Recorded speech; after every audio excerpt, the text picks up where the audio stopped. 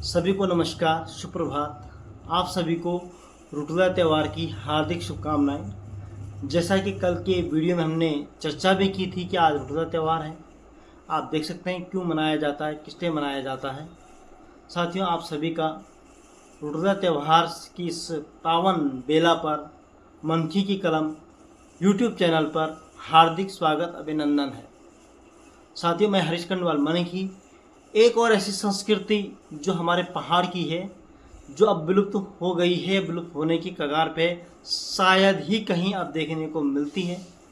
यह संस्कृति बरसात में 4 महीने के लिए जो एक संस्कृति होती है, जो कल्चर होते थे, गोट संस्कृति, गोट कल्चर था हमारा, गोट की संस्कृति थी और बहुत ही अच्छी संस्कृति थी। एक ऐसी संस्कृति जहाँ काश्तकार गायों के साथ एक खुले वातावरण में रहता था। बारिश हो रही है और चारों तरफ जुगनू की छन छन छन की आवाज़ आती थी। जो पल्ला होता था उसमें टुनमुन टुनमुन टुनमुन की आवाज़ आती थी। एक संगीत जो निकलता था उसका ही अलग आनंद। हालांकि विषम परिस्थितियाँ भी होती थी, परेशानियाँ भी बहुत होती थी, ऐसा नहीं था, लेकिन उन परेशानियों के बीच भी एक अलग ही आनंद था। और ये जो जुलाई, अगस्त, सितंबर, अक्टूबर तक का जो ये मौसम होता था, जो 4 महीने होते थे, खेतों में गायों के साथ रहते थे। यह गोट संस्कृति पूरे पहाड़ में रहती थी, हमारे क्षेत्र में बहुत ज़्यादा होती थी। हमने उस संस्कृति को जिया है। कल मैं इसी संबंध में अपने पिताजी से बात कर रहा था, तो मैंने कहा आज गोट कहाँ है, तो हंसी मजाक का थोड़ा एक माहौल बना और फिर याद आई वो गोट संस्कृति। तो पिताजी ने जो बात कही वो मेरे को अंदर तक ले गई। उन्होंने कहा कि जब हम गोट पे रहते थे तो शाम देर रात जब होती थी तो हम आग जलाते थे, और आज घर में हम अकेले रहते हैं तो फ़ोन में देखते हैं या कभी अकेलापन महसूस होता है। लेकिन जब गोट में भी हम अकेले रहते थे तो हम गाय, बकरी, बछड़े, बैल सबसे बातें करते थे, और हम उनको चाहे गुस्सा दिखा रहे हों, चाहे प्यार दिखा रहे हों, चाहे कुछ भी कर रहे हैं, उनके नाम ले लेके बोलते थे और हम उनसे बातें करते थे। हमारा दिल बहलता था। और हम लोग उस समय के लोग कितने वो रहते थे, युवा रहते थे, बुजुर्ग भी जो है उनके अंदर ताकत रहती थी, वहीं खाते थे, वहीं पीते थे, शुद्ध वातावरण में जीते थे। बहुत अच्छी संस्कृति थी। गोट है क्या, उस पर हम थोड़ा चर्चा कर लेते हैं। गोट क्या होता था कि जब 15 जून के बाद खेतों में गायों को लेके जाया जाता था, और कहीं मंडवा बोया रहता था, कहीं झंगोरा बोया रहता था, कहीं गहत बोया जाता था, कहीं उड़द बोई जाती थी, कहीं चौलाई बोई जाती थी, और फिर सितंबर अक्टूबर में गेहूं की बुआई और धान और मंडवे की कटाई शुरू हो जाती थी। तो खेतों के अगल बगल ही गोट रहती थी, लोग रहते थे। गोट बनती थी, 2 पल्ले होते थे, एक नीचे होता था, एक ऊपर होता था। ऐसे करके गोट बनती थी। नीचे का पल्ला ये होता था, ऊपर का पल्ला ये होता था, और इसको घेरने के लिए चारों तरफ टाट की बाड़ होती थी। ऐसे ही करके 2 जोली बनते थे, जिसके बकरियां होती थी, उनके 2 ऐसे ही पल्ले वाले गोट बनती थी। ज़्यादातर काश्तकारों के 2 ही जोड़ी के गोट हुआ करती थी, किसी के 3 भी हो जाती थी, और जिसकी बकरियां नहीं होती थी उनकी एक ही जोले की गोट हुआ करती थी। टाट होते थे, चारों तरफ टाट, अंदर उसके अंदर गाय बंधी होती थी, अंदर बकरियां बंधी होती थी, खाट होती थी, उसके सामने बछड़ियां बंधी होती थी। लकड़ियां रात भर जलती थी। हर रोज़ एक जो नियमित दिनचर्या थी, सुबह काश्तकार उठता था 4 बजे, 4:30 बजे, 5 बजे, जब भी नींद खुली। बरसात में कीचड़ होने के कारण ज़्यादा यह देखा जाता है कि ढलाऊ खेत कहाँ होगा, जहाँ से जो गोमूत्र है या गाय का गोबर है वह बारिश में धुल के साफ हो जाए। कोशिश ये रहती थी। अगर कहीं पे पानी ज़्यादा ठहर रहा है तो गोट को एक स्थान से दूसरे स्थान पर खिसकाया जाता था। तो सुबह उठ के काश्तकार सबसे पहले उठना, उसने फिर गायों को बाहर निकालना, उनको बाहर निकालने के बाद उनके खुंटे होते थे उनको गाड़ा जाता था, फिर उनको बाहर बांध दिया जाता था। उसके बाद उस गोट को जो पल्ले होते थे ऐसे करके उनको एक स्थान से उठाना, दूसरे स्थान पर रखना। हर रोज़ का यह काम होता था। पूरे ताकत आजमाइश होती थी और उसके बाद फिर जो है वहाँ पे अगले दिन के लिए तैयारी पूरी, वैसे गोट वैसे एक घर बन जाता था एक दिन के लिए, और फिर इस तरह से पूरे खेतों में गोट चलती रहती थी। गोट बनाने के लिए बहुत कुछ करना पड़ता था। टाट पल्ले बनाना बहुत कठिन काम था, आसान नहीं था, वो भी एक कला थी। मालू के पत्ते से छाया जाता था और कोशिश ये होती थी कि इससे पानी ना निकले। नीचे ऊपर वाला जो सर के ऊपर पल्ला होता था ये वाला, वो उसको बड़े ध्यान से बनाना पड़ता था।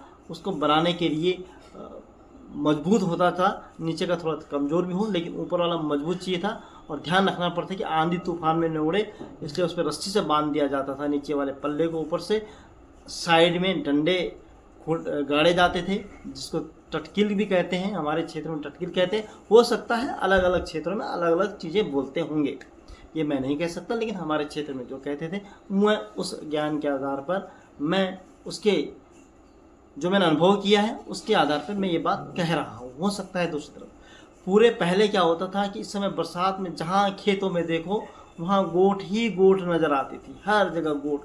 हमारे पूरा डाना मंडल जो है, हम डाना मंडल, ताल घाटी, हमारे भुकंडी आदि सारे नौगांव, इधर सारे क्षेत्र में गोट नज़र आती थी, खेतों में गोट लगी रहती थी।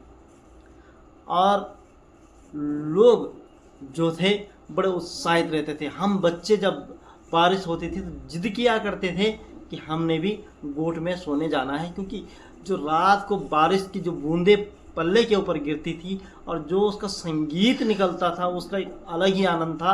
अगर गधेरे के नज़दीक है तो नदी की जो सुसहाट की आवाज़ आती थी, छन छन की आवाज़ आती, नदी जो लहराती हुई बहती थी, उसका एक अलग आनंद था। हालांकि डर भी लगता था, लेकिन जितना मैंने अपने अनुभव किया है, जब मैं भी 11-12 में रहा तो कई बार अकेले ही गोट में मैं भी रहा और डर भी लगती थी, ऐसा नहीं था कि डर नहीं लगती थी। लेकिन मैंने कहा कि हम गाय बकरियों और बछड़ों से बातें करते थे, उनका नाम लेते थे, गोरी काली नीला धौला, जो भी बैल होते थे उनका नाम लेते थे और उसको फुसकारते थे, प्यार करते थे। अगर उसने दूसरे को मारता तो उसको डराना भी, उसको हड़काना भी करते थे। तो ये सब रात भर गोट में चलती रहती थी।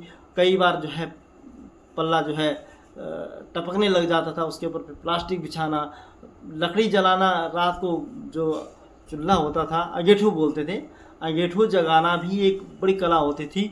और मच्छर होते थे, उनको भगाने के लिए हम हरा घास उसके ऊपर डालते थे। तो ये अनुभव अलग ही थे। आज जो है यकीन नहीं होता है कि हमने उस गोट संस्कृति को जिया है। हमें आज भी हमारे जो जिन पूर्वजों ने जिया है वो कहते हैं कि ये क्या सच है। आज दिन में उन खेतों में खड़े होते हुए डर लग रहा है। और ये जो गोट संस्कृति थी इसने आदमियों को स्वस्थ भी रखा। हम देखते थे हमारे अगल बगल के जो दादाजी लोग रहते थे और बूढ़े होते थे, लगभग 80 साल 75 साल 65 साल ये उम्र होती थी, और वो गोट करते थे और कंधे में रोज़ पल्ले उठा के एक स्थान से दूसरे स्थान पे रखते थे। लगभग 15 से 20 किलो वजन तो कम से कम एक पल्ले का होता रहा होगा। ऐसे ही टाट होते थे और बारिश में तो वो और भी भारी हो जाया करते थे। सुबह उठ के लोग उसके बाद गोट एक स्थान से दूसरे स्थान पर रखने के बाद फिर हल लगाया करते थे और लगभग 8 या 9 बजे पूरा एक्सरसाइज व्यायाम करके पसीने से लथपथ होके घर आते थे। या जो घर की गृहिणियाँ होती थी, हमारी माता बहनें होती थी, वह गोट में एक थर्मस पे या केतली पे या किसी भी चीज़ पे चाय लेकर आती थी। साथ में इस समय जो चौलाई और जो प्याज होता है उसकी सब्ज़ी लेके आती थी। और हल के पास खाने का जो आनंद था, जो मज़ा था, वो कहीं नहीं था। अगल बगल खेत में जितने भी लोग, ताऊ चाचा ताई भाई साहब जो भी हल लगा रहे हैं, उनको भी आपस में बुलाया जाता था और आपस में बैठ के वो रोटी खाया करते थे। हर घर की एक एक रोटी 2-2 रोटी मिलके खाया करते, चाय का आनंद लिया जाता था। यह थी वो गोट संस्कृति हमारे पहाड़ की, जो अब विलुप्त हो गई है। पलायन ने हुआ तो इस संस्कृति का भी पलायन पूरी तरह से लगभग हो गया। पिछले 1-2 सालों में मैं डांडा मंडल में देखा तो कहीं 1-2 जगह मुझे गोट नज़र आई, हालांकि टाट कुछ नज़र आए। पल्लों की जो है बदलते स्वरूप ने उनमें प्लास्टिक डाल दिया है। मालू के पत्तों से अब पल्ले नहीं दिखाई देते हैं, क्योंकि यह बहुत कठिन काम है, दुष्कर कार्य भी है और इसके लिए तकनीकी का ज्ञान भी होना ज़रूरी है। और अब गाय बकरियां नहीं हैं, ये काश्तकारों के पास ये नहीं है, इसलिए ये संस्कृति धीरे धीरे धीरे धीरे अब विलुप्त होने की कगार पे है। तो जिन्होंने भी जिन साथियों ने भी ये वीडियो देखना देखना इस वीडियो में जो मैंने बात कही है, ये देखो ऐसे सिखाते बैलों को हाल लगाना। अवश्य बताना कि आपने क्या गोट संस्कृति को जिया है, आपके कुछ अनुभव हो तो कमेंट बॉक्स में ज़रूर देना, क्योंकि हमें अच्छा लगेगा कि आपने संस्कृति को जिया है। अब मैं भावी पीढ़ी को ये बताना चाहता हूँ, इसलिए मैं ये वीडियो भी बना रहा हूँ कि यह संस्कृति जो थी हमारे पूर्वजों की धरोहर थी और इसमें बहुत सारे वैज्ञानिक तथ्य भी थे। ऐसा नहीं था कि वैज्ञानिक तथ्य नहीं थे। हाँ, देश काल परिस्थिति के अनुसार बदल चुके हैं, लेकिन हमारे पूर्वजों ने जो संघर्ष किया है वह बहुत ही ज़्यादा संघर्ष था। उनका संघर्ष हम समझते हैं, हमने देखा है, हमने जिया है। तो आज की संस्कृति में इस तरह की हम चर्चाएं, इस तरह के जो हमारे कल्चर रहे हैं पहाड़ों के, इस तरह हमारे समाज की जो संस्कृति रही है उस पर हम इसी तरह की चर्चा लेके आप तक पहुंचते रहेंगे। आपको चर्चा कैसे लगी कमेंट के माध्यम से ज़रूर बताइएगा।